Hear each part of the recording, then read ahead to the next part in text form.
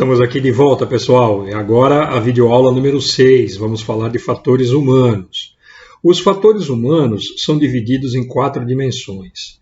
A dimensão tecnológica, a dimensão ambiental, a dimensão organizacional e, por fim, a individual. Nós vamos ver na sequência. Aqui vocês têm as 4 dimensões dos fatores humanos. Começando com o fator tecnológico, que são as máquinas, os ativos, os dispositivos, todo o recurso tecnológico da empresa para fazer os seus negócios, as suas linhas de produção. Depois nós temos a dimensão ambiental, que é a organização desses recursos, na planta, no espaço, na área de trabalho que você tem. Na sequência, seguindo o sentido do relógio, nós temos a dimensão organizacional, que é o organograma, a organização da empresa do ponto de vista da hierarquia, a parte gerencial. E, por fim, nós temos a dimensão individual, que é o fator humano propriamente dito, as pessoas, a relação entre as pessoas e seus colegas. Todas as dimensões têm relações com as pessoas, ou seja, a dimensão individual se relaciona com as outras dimensões. Nós temos a relação das pessoas com as máquinas e equipamentos da empresa, nós temos a relação das pessoas com o meio ambiente de trabalho, a planta, o local, as seções, os departamentos, a relação das pessoas com a organização da empresa, o organograma, os níveis hierárquicos, o encarregado, o supervisor, o gerente, com a diretoria, e nós temos a relação das pessoas com as próprias pessoas e desse conjunto de pessoas com todas as dimensões. Então, o fator humano, ele perpassa todas as dimensões desses fatores humanos.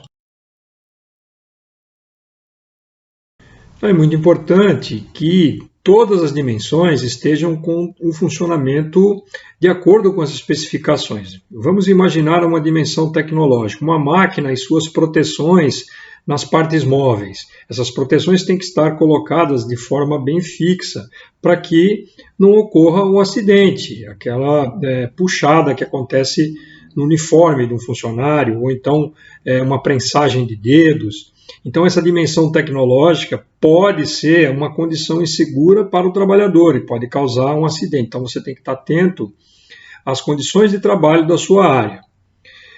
Prosseguindo, as condições ambientais. Imagina o seguinte, que você tem na sua planta uma demarcação no chão que é a área de deslocamento seguro. E essa demarcação de tão gasta você não vê mais.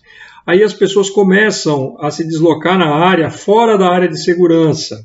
E com isso estão suscetíveis ou mesmo pode ter acontecido um acidente por esta questão. Então, a relação das pessoas com o fator ambiental. Então, é importante que esse fator ambiental seja sempre verificado. Se todas as condições, os isolamentos, todos os equipamentos de proteção coletiva estão funcionando para que não exista uma condição latente, como também o caso tecnológico é uma condição latente. Prosseguindo, a empresa tem que ter uma estrutura que favoreça uma convivência num espírito positivo, de proposição, de liberdade, em que as pessoas possam exercer seu trabalho livremente, que possam falar se tem algum problema, sem medo de sofrer represálias. E que a comunicação flua de uma maneira rápida e bem clara, que o que a diretoria quer, o que a alta direção quer, chegue na ponta da linha de produção de tal forma que fique clara, que os objetivos sejam atingidos. Se a empresa tem uma estrutura organizacional em que essa comunicação é falha por causa desses níveis burocráticos, ou é burocratizada, você pode ter uma falha de comunicação e acontecer acidentes. Então é importante que a empresa tenha uma comunicação eficiente e que a estrutura organizacional favoreça essa liberdade de proposição e de até parar um serviço quando houver uma condição insegura. E as pessoas em si, a dimensão individual, a relação entre as pessoas do mesmo nível deve favorecer o trabalho em equipe, deve ser fomentado o trabalho em equipe. As pessoas precisam uma das outras. A individualidade é importante, mas num departamento ou numa área, ou mesmo na empresa toda, as pessoas têm que agir como se fosse um time. Ninguém está falando de amizade, estamos falando de objetivos em comum, que a empresa cresça e distribua esse resultado do crescimento para todos, em forma de progresso pessoal, progresso material, para todo mundo que faz parte da organização. Então, a relação entre as pessoas do mesmo nível é importante, e também é importante a relação entre pessoas dos níveis acima e dos níveis abaixo do seu nível, caso exista essa gradação de níveis. Então, funcionar como um time, ter um ambiente harmonioso de trabalho também favorece uma situação em que as pessoas cuidam uma das outras e assim evitam os acidentes. Então, pessoal, o acidente acontece quando condições para que ele ocorra estão alinhadas, né? É como se fosse um jogo de dominó, quando está um do lado do outro e no espaçamento correto. Se você empurra a primeira condição que dispara o acidente, toda a linha vai cair, toda a linha de produção, no caso, assim, os dominós enfileirados, vão ter um problema que vai resultar num acidente, que é o último dominó que caiu. Tá? Então, às vezes, o acidente acontece naquele primeiro dominó, que é o escritório, é onde o gestor toma as decisões. Por exemplo, se ele tomou a decisão de cortar os funcionários mais experientes, porque o custo deles era um pouco alto. E aí você fica com só funcionários inexperientes e que não têm o mesmo conhecimento dos riscos, não têm o mesmo grau de treinamento, grau de experiência, que vão fazer com que situações de risco não ocorram.